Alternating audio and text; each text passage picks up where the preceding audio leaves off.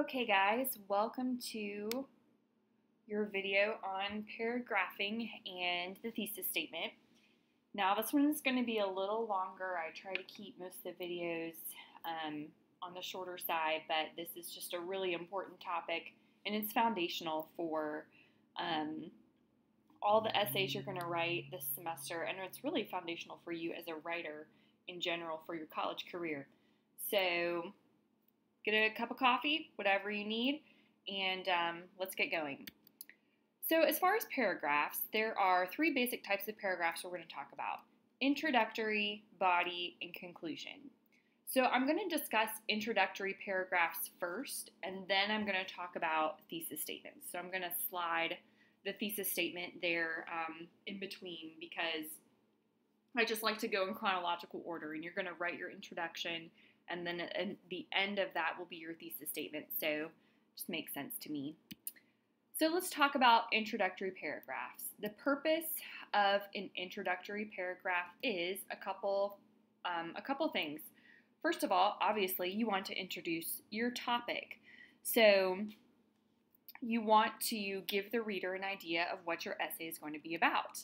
You also want to gain the reader's interest, okay? And you know how it is. If you're reading an article, you decide within the first few sentences whether or not that article is worth reading. So now your audience is me, your teacher. So you really do. You want those first few sentences to make a good first impression. So you really want to focus on your introduction, make it interesting, make sure it flows well.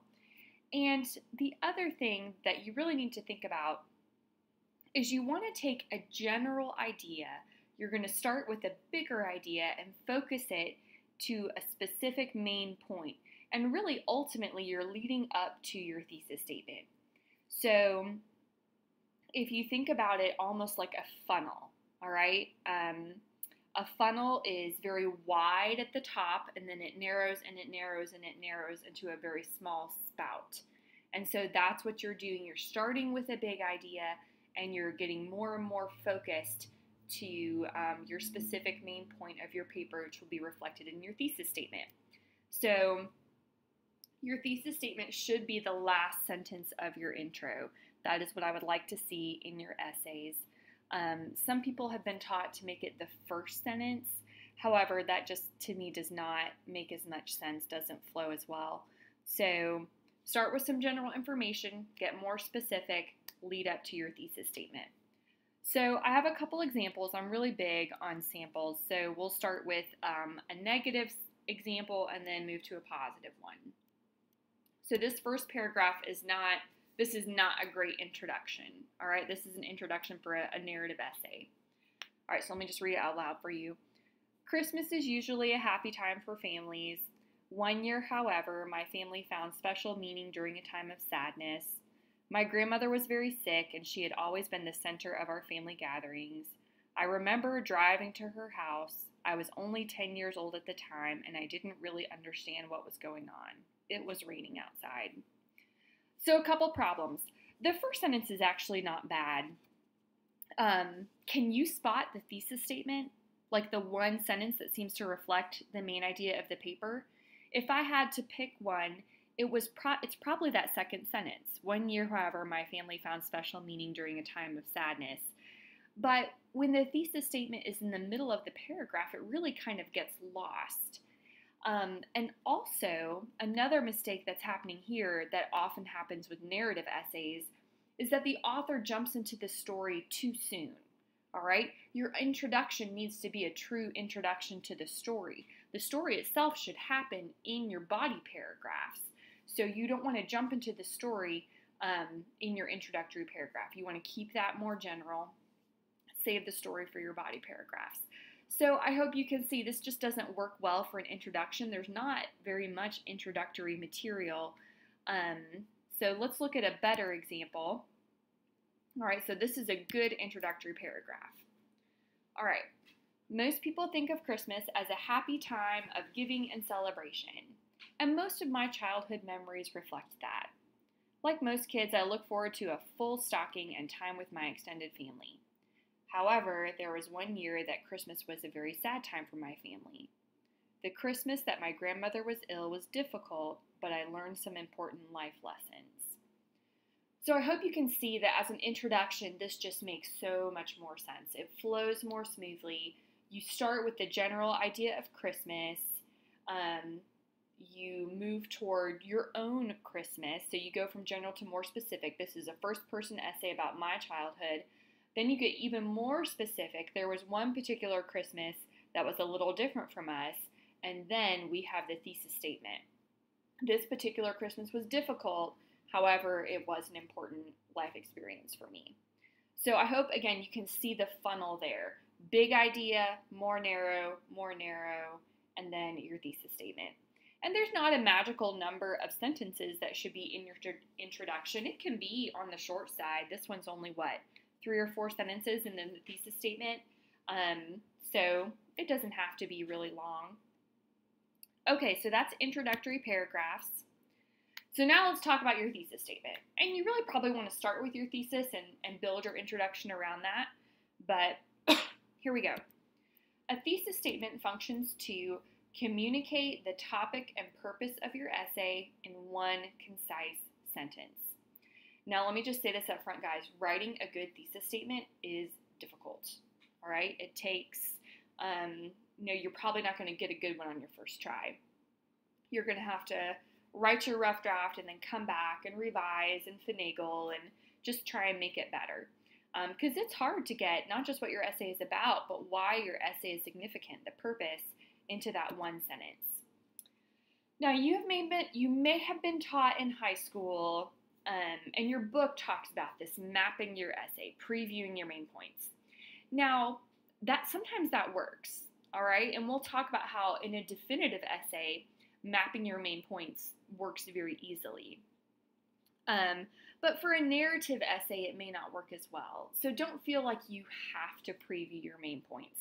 That really isn't necessary. It just depends on the topic of your essay, whether or not you can map your main points in your thesis statement. Do remember that your thesis should be a statement and not a question, all right? And also, you want to avoid announcing. And by announcing, I mean, don't say things like, I am going to discuss in this essay. It's just not very natural. Like if you're going to send your friend a text, you're not going to text him and say, I am about to text you an invite to my dinner, and then say, you are invited to my dinner. Like that's just silly. You're not going to announce what you say before you say it. So don't do that in your writing. It's not natural. It doesn't make sense. Now, I didn't do any sample thesis statements in this PowerPoint because there's some really good ones in your book for you to refer to. So look in your Steps to Writing Well book. There are a lot of good sample thesis statements. What's poor, what's better. Most of those are more argumentative, but you can take those ideas and transfer them over to a narrative or a definitive thesis statement. And also the sample I gave you of the introductory paragraph, that second one is a good example of a narrative thesis statement. All right, so you have your introduction and your thesis. Now we're going to talk about body paragraphs. Okay, so what makes a good body paragraph? It should be unified around one main idea. All right, so unified paragraph. Your body paragraph should be in a logical order. All right, and for a narrative essay, that's very easy. You're going to follow that chronological order. The logical ordering of paragraphs is more relevant when we get to maybe a compare-contrast essay or the argumentative essay, but just keep in mind that is a big part of the organization of your paper. And your body paragraph should be well developed with details and examples. So a lot of times people will ask, like, how long should my paragraph be? 5 to 8 sentences, but there's not a hard and fast rule. You can have a good paragraph that is 4 sentences depending on the essay. You could also have a good paragraph that is 9 sentences depending on the essay. You just want to make sure your paragraphs are well developed. A reasonable length, I kind of got ahead of myself a little bit there, but you want to support your ideas and you want to be balanced. So For a narrative essay of 500 words, you probably are just going to have 2 body paragraphs. If you have 3, they might be a little short and choppy. It just depends on how long your intro and your conclusion are. So really what I want you to think about the idea of balance. Like, are my body paragraphs balanced? They don't all have to be exactly the same length, but you shouldn't have one that's 3 sentences and one that's 10 sentences. That's not very well balanced. If your paragraphs are too short, there's not enough support, they're going to be choppy. And if they're too long, the ideas are rambling and we lose the main point. So keep that in mind as well. You also want this idea of coherence. To be coherent is to make sense, to flow well from one idea to the next. So even within your paragraphs, you want to use good transition words. And that, your book is another great resource there in its discussion of paragraphs. It has some really good examples of transition words between paragraphs and between ideas within the paragraph. Now, another thing going along with paragraphs is topic sentences. All right, every body paragraph should have a topic sentence, and generally it's going to be the first or second sentence in the paragraph. Now, this is an area where, like, your book discusses how a topic sentence could be implied or a topic sentence could be at the end of a paragraph. And that may be true if you are a professional writer. However, for the purpose of this class, I would like your topic sentence to be the first or second sentence in your paragraph. In academic writing, that is just going to make more sense. Okay? So the purpose of your topic sentence is a few different things. You want to support your thesis statement. So should be a real clear relationship there. You want to reflect the main point and focus the paragraph. So when I read that topic sentence, I should be able to tell what the point of your paragraph is. What is the main idea in this paragraph? And your topic sentences can also aid in transition from one point to the next. Now, you may have one sentence at the beginning of your paragraph that is just a transition, and then your second sentence is your topic sentence, and that's fine. It just kind of depends on your style as a writer. I will say this, transitions should go in the new paragraph.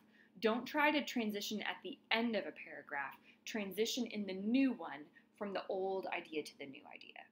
Hopefully that makes sense to you. So this is something I'm looking for when I'm grading papers, that you have a good, clear topic sentence. And I do have some examples here of both the idea of a topic sentence and a body paragraph. So let's look at these. Okay, so this is a bad example, and so I'm going to revise it, but let's just look at this. I grew up in a poor family in a poor town. We did not have much money or many of the good things in life, but we did have one another. One year the flood wiped out our home. In fact, it wiped out all of River Street. I will never forget the morning I saw River Street for the last time. The river was on one side of the street and the houses were on the other. We lived in one of those houses before the flood hit. There was mud on the walls of the houses and many windows were broken. The roofs were in terrible shape. There were many gigantic trees. Children were still playing here, and I remember hearing music. There was a bar at the end of the street, and after that a lot of weeds. The whole scene was pretty desolate. Okay, I'm going to address a few different things here. First of all, this is not really a unified paragraph. It starts with information. I grew up in a poor family in a poor town. We didn't have money. Okay, so the paragraph is going to be about his childhood and poverty. But no, that's not what the paragraph is about at all. The paragraph is about this moment of seeing River Street for the last time after a flood. And those two ideas are really two separate ideas. So this is not a coherent paragraph. We have two separate ideas going on here, and they're not really well connected. So that's a problem. It doesn't have a good topic sentence. Well, if it does, it's probably, I will never forget the morning I saw River Street for the last time. So the topic sentence is kind of buried in the middle of the paragraph, and we don't really get that very well. Another thing, if you will look at the beginnings of the sentences, the, there, the, there, the. So many sentences that are short and choppy and starting with the same words. That is also something I'm looking for, that you, within your paragraph, are not choppy. When you start 3 or 4 sentences the same way in succession or in the same paragraph, it just doesn't flow very well. You need better transition words between your ideas to show how they connect. All right, so this is not a great paragraph, nor does it have a well-placed topic sentence. So, took this paragraph, revised it, made it better. So let's look at the improved version. I will never forget the morning I saw River Street for the last time. The river was surging down one side of the street and the houses were on the other. As I gazed at the desolate scene, it was hard to believe we had lived in one of these houses before the flood hit. The muddy walls, broken windows, and sagging roofs appeared foreign to me. Similarly, the once beautiful oak trees of my childhood were now splintered and naked. Despite this devastation, children were still playing in the empty yards, and I remember hearing music wafting out of the neighborhood bar at the end of the street. Okay, much, much better. Our first sentence reflects the main idea of the paragraph. I will never forget the morning I saw River Street for the last time. So we know that's what the paragraph is going to be about, and that is what it's about. Then, as we move forward, all of these ideas go together with that topic sentence, and they flow well. As I gazed at the desolate scene. Okay, that's a nice transition. The muddy walls, broken windows, and sagging roofs appeared foreign to me. Similarly, the once beautiful oak trees were now splintered, despite this devastation. So the word similarly is a great transition word.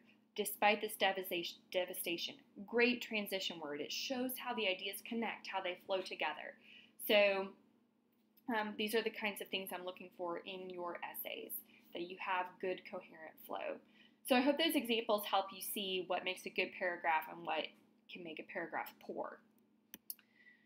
All right, so finally, your conclusion paragraph. And this is one that is tough. I don't know about you, but when I get to the end of my last body paragraph, I'm just kind of done. I'm like, well, there it is. I have nothing left to say. I have said all the words, and ta-da, finished. However, you have to have a good conclusion.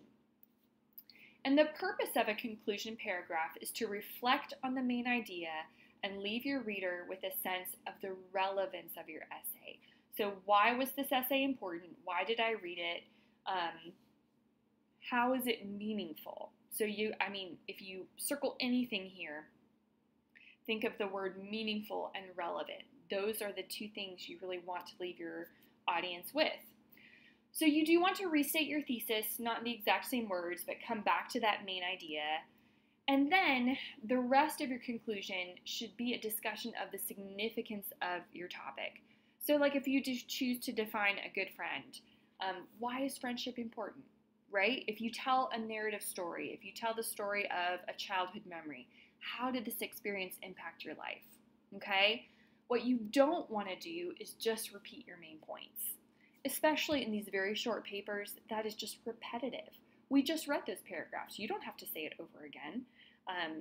It's almost kind of insulting to your reader to repeat them so quickly. So don't just repeat your main points. Instead, reflect on the significance of the topic, the significance of your essay. All right, so I do have a couple sample conclusions. So as before, we'll start with a bad one and move on to a better one. My definition of family is people who love me and sacrifice themselves for me. Not a bad restatement of a thesis.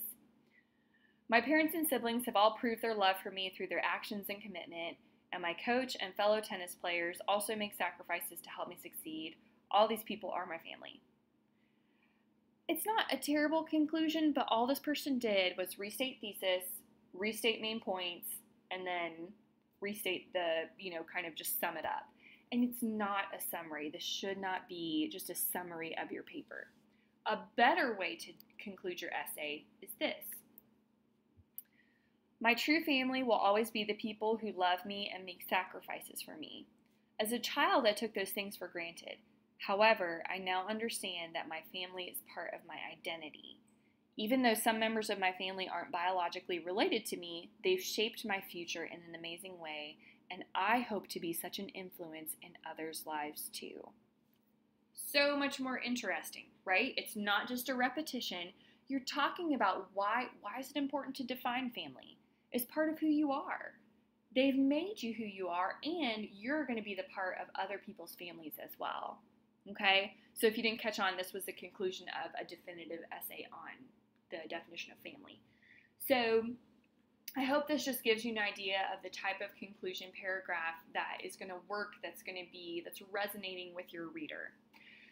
All right, guys, that's all I have for paragraphing and thesis statements. I hope that's helpful to you. And as always, let me know if you have any questions.